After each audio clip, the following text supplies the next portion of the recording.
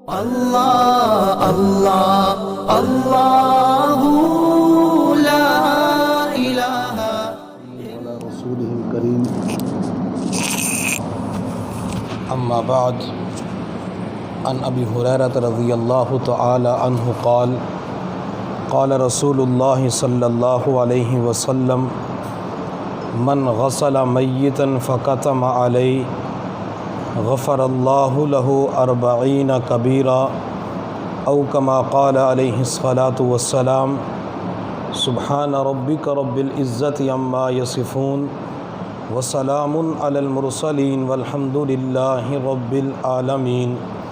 اللہم صلی علی سیدنا محمد وعلی آل سیدنا محمد وبارک وسلم۔ اللہ رب العزت کے محبوب احمد مجتبی محمد مصطفیٰ صلی اللہ علیہ وسلم نے ایک مرتبہ حدیث بیان فرمائی۔ اس حدیث کو بیان کرنے کے دوران صرف 2 صحابہ آپ کے پاس موجود تھے، حضرت عقبہ بن عامر رضی اللہ تعالی عنہ جو مصر کے گورنر تھے، اور دوسرے حضرت ابو ایوب انصاری رضی اللہ تعالی عنہ۔ حضرت ابو ایوب انصاری رضی اللہ تعالی عنہ عقبہ بن عامر کو ملنے کے لیے مصر تشریف لے گئے۔ جب عقبہ بن عامر سے ملاقات ہوئی تو ابو ایوب انصاری نے کہا، عقبہ، ہم نے حضور صلی اللہ علیہ وسلم سے جو حدیث سنی تھی آؤ اس کا مذاکرہ کر لیتے ہیں۔ چنانچہ وہ دونوں حضرات بیٹھ گئے اور حدیث کا مذاکرہ کرنا شروع کر دیا۔ اب وہ حدیث کیا تھی؟ جس حدیث کو صرف ان 2 صحابہ نے سنا تھا۔ حضرت ابو ایوب انصاری رضی اللہ تعالی عنہ فرماتے ہیں، حضور صلی اللہ علیہ وسلم نے ارشاد فرمایا، من ستر مسلما فی الدنیا سترہ اللہ عورتہ فی الآخرہ، جو مسلمان دنیا کے اندر کسی مسلمان کا عیب چھپائے گا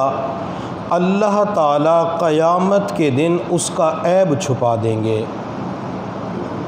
اور ایک حدیث کے اندر آپ صلی اللہ علیہ وسلم نے ارشاد فرمایا،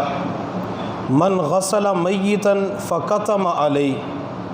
جس بندے نے کسی مردے کو غسل دیا، غسل کے دوران اس کے ستر اور عیب کو چھپایا، غفر اللہ له 40 کبیرہ،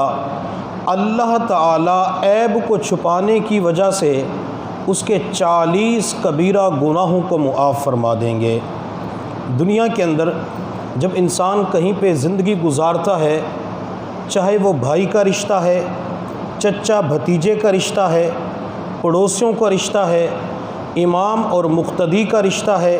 یا شیخ اور مرید کا رشتہ ہے، کوئی بھی رشتہ ہے، تو انسان کو دوسرے کے اندر کوئی عیب نظر آ جاتا ہے، چاہے وہ انسان کی ذات کے اندر عیب نظر آئے، چاہے وہ مال پیسے کے اعتبار سے عیب نظر آئے، یا دینی اعتبار سے کوئی عیب نظر آئے، تو شریعت مطہرہ ہمیں حکم دیتی ہے کہ اس عیب کو چھپا دیا جائے۔ بعض مرتبہ لوگ اس عیب کی تشہیر کرتے ہیں، اس بندے کو ذلیل کرنے کے لیے، رسوا کرنے کے لیے محلے کے اندر چوک چوراہے کے اوپر بیٹھ کر عیب کو بیان کرتے ہیں، اور بعض لوگ میڈیا کے اوپر آ کر اس بندے کے عیوب کو اچھالتے ہیں۔ تو شریعت مطہرہ اس سے منع کرتی ہے، ہم دنیا کے اندر عیب کو چھپائیں، اللہ 40 کبیرہ گناہوں کو معاف فرمائیں گے، اور قیامت کے دن بھی ہمارے عیوب کے اوپر پردہ ڈال دیں گے۔ اللہ رب العزت کی بارگاہ میں دعا ہے، اللہ تعالیٰ ہم سب کو سمجھنے اور عمل کرنے کی توفیق عطا فرمائے۔